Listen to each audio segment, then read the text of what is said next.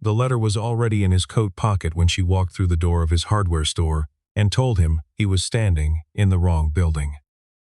Lena Ashford had not meant to stop in Harwich, Maine. She had driven 3 hours north from Portland because the estate attorney had sent a single email with a single address, and the address belonged to a piece of land her mother had never once mentioned in 41 years of living. The plan had been simple: look at the property, call the attorney, authorize the sale. She had not planned on the black ice on Route 9 just past the Mill Bridge, and she had not planned on the guardrail being as low as it was, and she had absolutely not planned on the rear end of her leased Volvo swinging wide across the center line and catching the corner of a faded red pickup that had been parked legally on the shoulder in front of a feed store. The man who came out of the feed store was not what she expected. He was somewhere in his early 40s, wearing a jacket the color of pine bark and carrying a hardware bag that he set down with no urgency whatsoever when he saw the damage. He walked around the back end of the pickup and crouched to look at the fender and said nothing for a long moment. She told him her insurance card was in the glove compartment and that she would have it for him in a minute. He stood up. He looked at her the way people in small towns look at people who drive leased Volvos, not unkindly but without illusion. His name was Reed Calloway. He said it, the way people say things they have said 10,000 times and don't feel the need to ornament. The ice was still on the road. The temperature had dropped since noon. He looked at her car, then at the sky, then back at the road. "There's a tow company in Harwich," he said. 40 minutes, maybe an hour. She said she would wait in her car. He said, "The heat won't hold with the engine off, and the temperature is dropping." She said she was fine. He picked up his hardware bag. "Fenwick's is open," he said, and nodded toward the low building behind him. "Coffee's not bad." She stood in the cold for 4 minutes before she followed him inside. Fenwick's Hardware was the kind of store that smelled like wood oil and rubber, and the particular mustiness of things built to last. A older woman behind the register looked up when they came in and looked between them with the expression of someone who had already decided what the story was. She poured 2 cups without being asked. Lena sat at the small table near the window with her hands around the cup and watched the man across from her fill out his portion of the incident report with a kind of precision that didn't belong to someone who spent his days pricing bolts. She said so. Reed looked up. "You're doing this like you've filed a lot of paperwork," she said. "I have," he said, and went back to writing. She asked what he did for a living. "I build things," he said. She waited for more. He did not offer any. The bell above the door opened and a small boy in a red wool hat came in with a school folder tucked under his arm and went straight to Reed's side without looking at her. He was maybe 8, gap-toothed, watching Lena with the frank assessment that children deploy before they learn it makes adults uncomfortable. "This is my son," Reed said. He didn't give the name. The boy gave it himself. "Finn," the boy said, and held out his hand the way someone had taught him to. She shook it. She couldn't remember the last time a child had offered to shake her hand. She turned back to the table, and that was when she saw it. On the bench beside Reed's jacket, a white envelope, the paper heavy and cream-colored and old. In the upper left corner, in handwriting she recognized the way you recognize a song you haven't heard since childhood, were 4 words: "For Lena. When she comes." The cold started in her fingertips and moved upward. She had not told this man her last name. Before she could speak, Reed reached over and put the envelope inside the inner pocket of his jacket. He did it without hurry and without apology, as if he had been waiting for exactly this moment and had decided in advance how he would handle it. She set down her cup. "You know who I am," she said. He looked at her evenly. "I know who your mother was." The tow truck came and she rode back into town and checked into the only inn Harwich had, a white clapboard building on the water with 6 rooms and a front desk that also sold fishing licenses. She sat on the edge of the bed and called the estate attorney in Portland and asked him what he knew about a man named Reed Calloway. The attorney paused in the way that attorneys pause when they know something they were not asked to know. He said that Calloway had been listed in your mother's personal file as a contact. He said it had not seemed relevant to the estate transfer. She asked why not. He said he wasn't certain. She ended the call. She opened her laptop and typed the name into the bar. Reed Calloway, Harwich, Maine. The results came back thin: a registered contractor's license, a business filing for Calloway Builds LLC, a 3-year-old article in a regional paper about a custom boathouse that had won a design award, and a photograph. In the photograph he was younger by several years, standing in front of a framed structure with a woman beside him who was laughing at off camera. The woman had dark hair and paint on her sleeve, and she was leaning into his shoulder without thinking about it. Lena stared at the photograph for a long time. She drove back out the next morning. The Callaway property sat at the end of a gravel 2 miles from the harbor.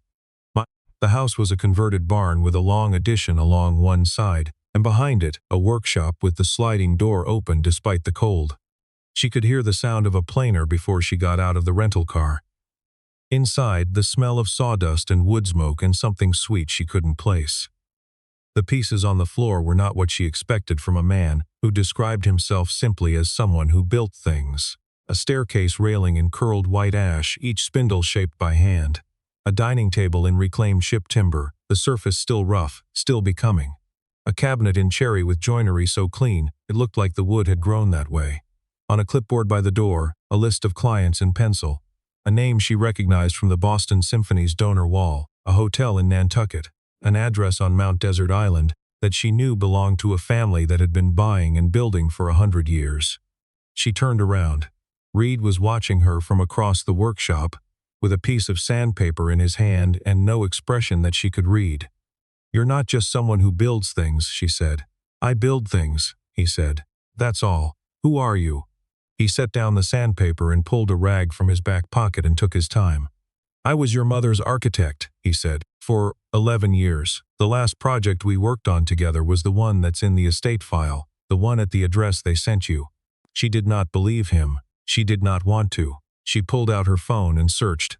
Reed Callaway, architect. The results came back differently than she expected. A portfolio page, years old and no longer active. A credential from the Boston Architectural College.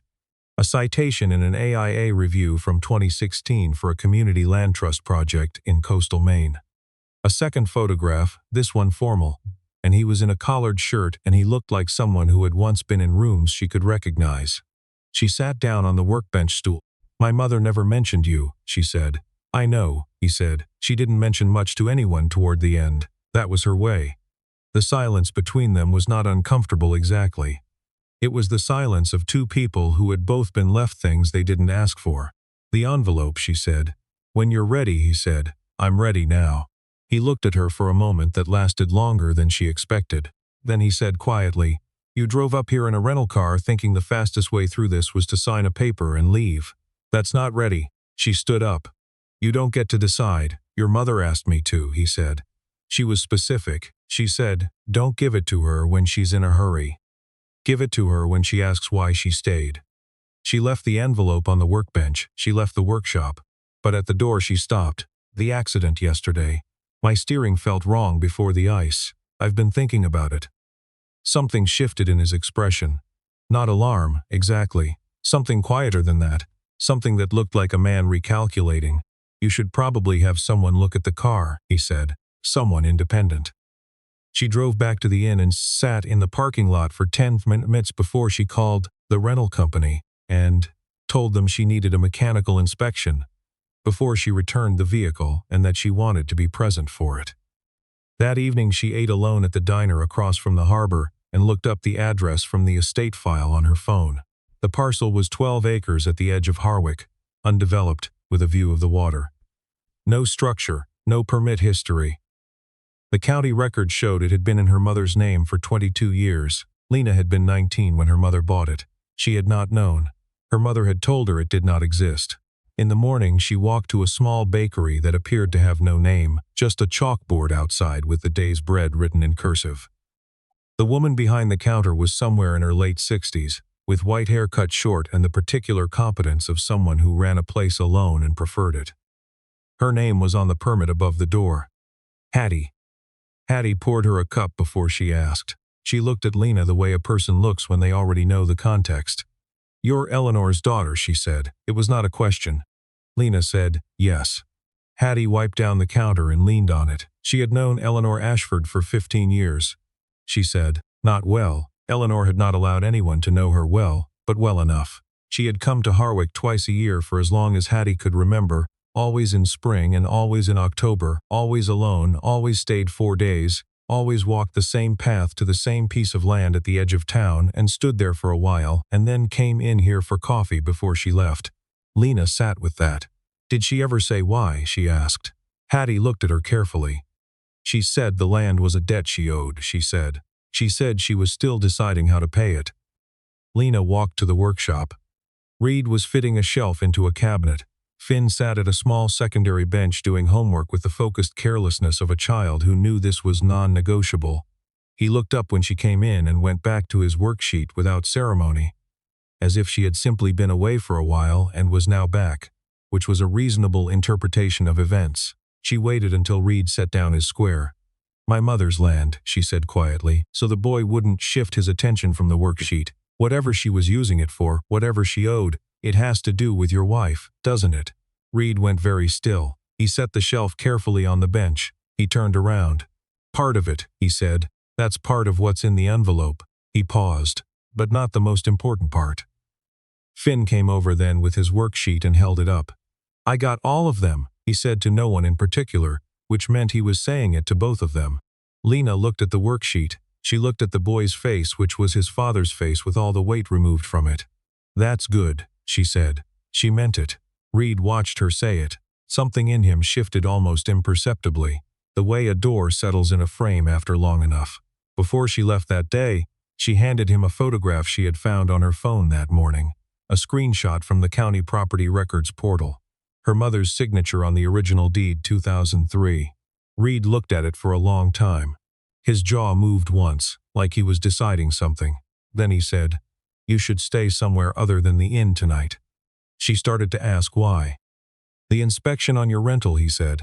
Call and ask if they've filed the report yet. She called from the parking lot.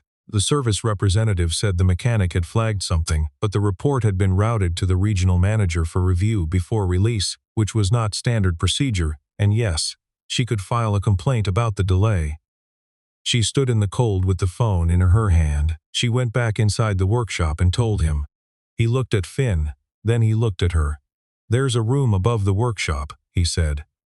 It was Claire's studio. It hasn't been anything else. But it has a lock. She thought about the inn. She thought about the report being rerouted. She said yes. The name came up the following morning in a way she hadn't expected. She had been searching her mother's email archive. She had the password, had always had it. Her mother had given it to her years ago for exactly this kind of reason. And she found a thread from 2019 between her mother and a man named Garrett Stokes. Stokes was a partner at the Boston firm that handled Ashford Capital's legal affairs. The thread was about the Harwick land. In one email, her mother wrote plainly, I have decided to transfer the parcel. Garrett, please advise me on how to do it without triggering the review clause in the original acquisition agreement. In Stokes's reply, 3 sentences in, was a line that made Lena read it twice. Eleanor, I would strongly advise against any transfer that bypasses the Callaway condition. The arrangement you made in 2004 was explicit, the Callaway condition. She walked to the workshop without calling ahead. Reed was outside splitting wood. Finn was at school. The property was quiet except for the sound of the axe and the birds in the tree line and the distant water. She said the name, Garrett Stokes. Reed stopped mid-swing. He set the axe down against the block with the carefulness of someone managing something more than a tool. He told her the rest of it on the porch with 2 cups of coffee getting cold between them. He had been the architect on a project her mother had funded in 2003, a community land trust in Harwick that was supposed to build affordable housing on the 12 acres at the edge of town. Her mother had committed the land and the construction funding. Reed had designed the buildings. His wife, Claire, had been the civil engineer on site. In the 2nd month of construction, an internal review had flagged a problem with the soil compaction data. The foundational reports had been manipulated by the contractor to hide a cost-cutting shortcut that would have made the buildings structurally unsound in under a decade.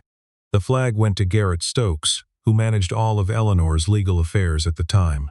Stokes suppressed the report, acknowledging it would have required halting construction, voiding the contractor's contract, and absorbing a significant loss that would have complicated Eleanor's other holdings that year. 3 weeks after the suppression, the compaction failure caused a partial foundation collapse during a construction site inspection. Two workers were injured. Claire, who had been on site to review the drainage specs, was caught in the collapse. She lived. She did not walk again without a cane after that day. She died of a secondary complication 18 months later. Finn was 3.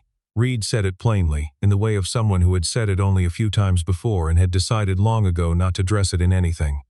Lena sat with her hands flat on her knees. "My mother knew," she said. "Your mother found out 6 months after Claire died," he said. "Stokes had kept it from her. When she found out, she ended his retainer. She bought out the construction company. She set up a private fund for Finn. And she bought the land back from the trust, so it couldn't be touched until she decided what to do with it the right way. She never told me. She told me," he said, "that she was afraid of how you would see her if you knew she had employed a man who had done this. She thought you would blame her." Lena looked at the tree line. A crow landed on the fence post and looked at them, and left. "She should have told me," she said. "Yes," he said, "she should have." They sat without speaking for a while. The cold was honest about itself. Then she asked the thing she had not let herself ask yet. "What does Garrett Stokes know about who's been in Harwick since I got here?" Reid looked at her steadily. "He's the one who managed the original rental for the estate," he said. "He knows which company." She closed her eyes for 1 second. Then she opened them. They drove that afternoon to the property. The 12 acres were quiet and frost-hardened, and the view of the water was exactly what her mother had described in a journal entry Lena had found once as a teenager and not understood. The land sloped gently, and the light came off the water in a way that was different from the coast she knew, calmer, older somehow. Reed stood at the edge of the high ground and looked out and didn't speak. She understood that this place was something for him, the way a cemetery is something, not the person, but the shape the person had left behind. After a while he said, "Claire's design for the housing is still in my files. The original, before the contractor changed anything." He paused. "It was good work. It should have been built." She looked at the land. "It still could be," she said. He didn't answer immediately. He looked at the water. "Your mother put that in the letter," he said. "The option to build. She left it to you to decide. You've read the letter." "She read it to me before she sealed it," he said. "She asked if I objected to any of it. I didn't." She stood in the cold on the frost-hardened ground and felt the weight of what her mother had been carrying for 20 years settle briefly on her own shoulders so she could know how much it was. And then she set it down. She was not her mother. She didn't have to carry it the same way. That evening they drove back in Reed's truck, which had no working heat on the passenger side and a crack in the dash that had been there long enough to become part of the landscape. She sat with her hands in her coat pockets. He drove without the radio. The silence between them had changed since the morning, not empty anymore, just quiet. When they reached the workshop, Finn was at the kitchen table with a neighbor from down the road, a retired schoolteacher named Dot, who wore the same cardigan every time Lena had seen her, and appeared to have no opinion about this. Dot looked between them when they came in and said nothing, which was its own form of comment. Finn wanted to know if she was staying for dinner. He said it to the table and not to her specifically, which was the way children ask things they care about when they don't want to look like they care. She stayed. After dinner, Finn showed her a model he was building, a wooden boat kit that he had been working on for 6 weeks and was approximately 40% complete and already the best thing on the table. She sat beside him and looked at the instructions and asked questions about which pieces went where, and he explained it with the authority of a person who has been the expert in exactly one room and intends to make the most of the opportunity. Reed watched from across the table, without making it obvious he was watching. When Dot took Finn to brush his teeth, Lena said, "You should have given me the letter the first day." Reed looked at his coffee. "Maybe," he said, "but you came in here that first day, ready to solve a transaction. You weren't ready to receive something your mother wanted you to actually carry." "How do you know the difference?" He looked at her. "Because I knew her for 11 years, he said, "and you were the one thing she talked about when she wasn't talking about work." She looked at him. Not at the man who had held the letter, not at the architect, at him. She had not allowed herself to do that fully until this moment. She said, "You waited a long time." "She asked me too," he said, "and I owed her that much. She did right by Finn when she didn't have to. She owed you more than a fund for a child," Lena said. Yes, he said, but she did what she could. I don't think she knew how to do more. In the morning, she called her attorney in Portland and told him to prepare a formal complaint against Garrett Stokes with the Board of Bar Overseers and to hold for her instruction before filing. She told him to also pull every document in the Ashford Capital file that Stokes had ever touched. She wanted to know what else had been rerouted. She called the regional manager of the rental company directly and told him that she would be filing a formal complaint about the delayed inspection report, and that she was also notifying the Maine Attorney General's office about the routing irregularity. The report arrived in her email 40 minutes later. The steering column bearing had been tampered with. The failure would not have been detectable in normal conditions. On ice at speed, it would have looked like a driver error. She forwarded it to the Portland attorney with a note. Add this to the filing. I want the connection to Stokes on record. She went to the workshop. Reed read the report without expression, but the hand holding the page went tight at the knuckle. You need to file this with the state police, he said. I already did, she said. He looked at her, and for the first time she saw something behind his eyes that was not wariness or patience or the long, careful quiet of a man who had been waiting. It was something more immediate than that. Okay, he said. He said it like a word that had more than one meaning. She opened the envelope that afternoon. She sat at Reed's kitchen table with the pages in front of her and read what her mother had written in her own hand. Over 4 pages of cream stationery, the handwriting careful and slanted right the way it always had been. Her mother apologized. She had not been a woman who apologized easily, and the words looked effortful on the page, as if she had written them slowly and meant everyone. She described Garrett Stokes and what he had done and what she had failed to prevent and what she had done afterward, all of it in plain sentences without softening. On the 3rd page she wrote, I cannot undo what his negligence cost the Calloway family. I have tried to do what I could, within the limits of what I knew how to do. I was not brave enough to tell you myself. I believe you will be braver. On the last page, 1 paragraph. The land in Harwick was always meant to become what Claire Calloway designed it to be. I could not build it without you. I did not want to. I am leaving the decision to you, and I am leaving Reed to help you if he is willing, which I believe he will be, because he is the kind of man who keeps his word even when no one would blame him for walking away. Lena laid the pages flat. Her hands were steady. She looked across the table at Reed, who was standing by the stove and had not asked her any questions, who had understood that this was not a moment for questions. She named the project, Lena said. In here. She named it the Calloway Commons. He didn't move. She never told me that, he said. She didn't know if you'd want that, Lena said. She said it was your call to change it. He turned to the window. Outside, Finn was in the yard throwing a stick for a neighbor's dog that was too old for it but game. It's a good name, Reed said after a while. She flew back to Portland 4 days later. She came back the weekend after that. The official reason was to meet with a contractor she'd identified who had the right credentials for the project. The real reason, which she did not say out loud, was that she had left her mother's letter on the kitchen table the first time, and she wanted to bring it home properly. Reed didn't comment on the second reason. He simply had coffee ready when she arrived, and Finn came downstairs in his pajamas without being asked and ate breakfast with them, and told her about the boat model, which was now 60% complete, and she asked the right questions. The Garrett Stokes complaint moved through the bar overseer's process with a speed that suggested it was not the first complaint the board had received with his name on it. A parallel investigation by the state attorney general's office opened 6 weeks after she filed. Stokes resigned from the firm before he was asked to. The investigation into the rental car tampering took longer, but the connection to Stokes came through his administrative assistant, who had also been Lena's point of contact on the estate transfer, and who accepted a proffer agreement in exchange for documentation of Stokes's instructions.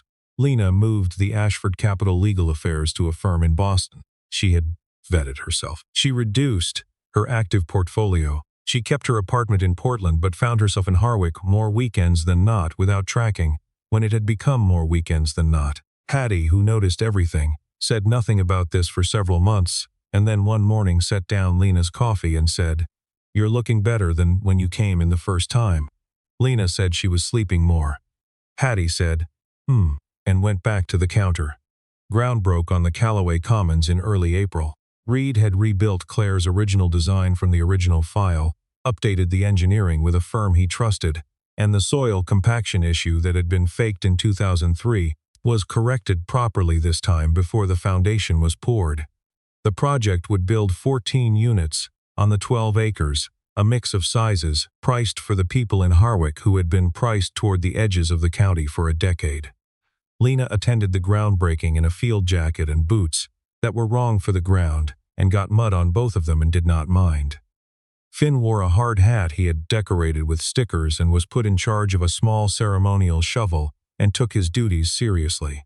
Reed stood beside her when the photographer from the regional paper came over and did not put distance between them, and she did not either. On the drive home, Finn fell asleep in the back seat, with the hard hat still on, and Reed drove with one hand, and the window cracked despite the cold, and Lena sat with her head resting against the door frame and watched the tree line go by. She thought about her mother standing on that land twice a year for 15 years, paying a debt in the only currency she knew how to use, which was patience and presence, and the stubborn maintenance of something that hadn't become what it was supposed to be yet. She understood it better now. She wasn't certain she would have done the same, but she understood it.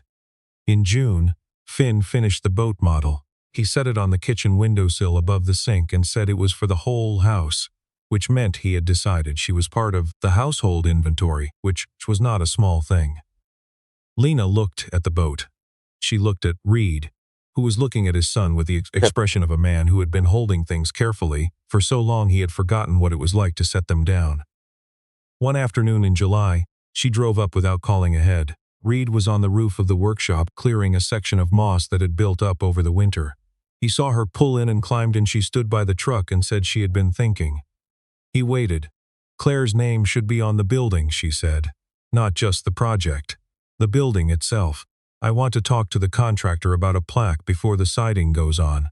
He looked at her for a long moment. Okay, he said. She nodded. They stood there for a moment in the July afternoon, the light coming through the maples at a low angle the way it does in Maine in summer when the afternoon is getting old. Finn's voice came from somewhere behind the workshop, narrating something at volume to an audience of one.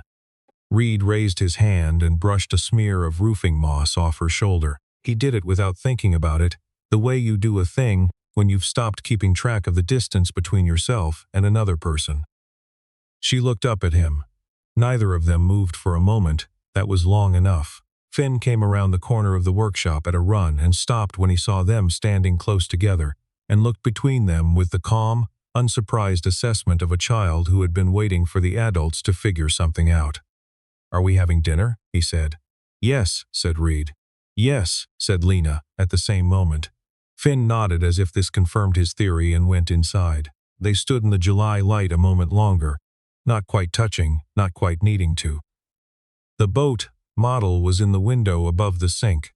The framing of the new building was visible through the trees at the edge of the property. Her mother's letter was in the top drawer of the desk, in the room above the workshop, where Lena had put it the second time she came back. She had not been keeping a promise. She had just stayed long enough to understand one.